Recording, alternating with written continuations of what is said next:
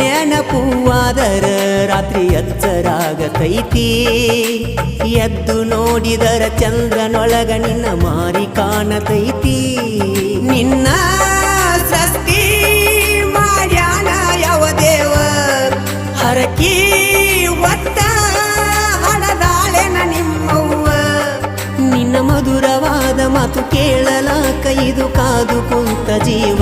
ಹಸಿರು ಬಳ್ಳಿ ಕೈಯಾಗ ಜುಮಿಕಿ ಚಂದ ಕಿವಿಯಾಗ ನಿನ್ನಂಗ ಯಾರಿಲ್ಲ ಈ ಭೂಮಿ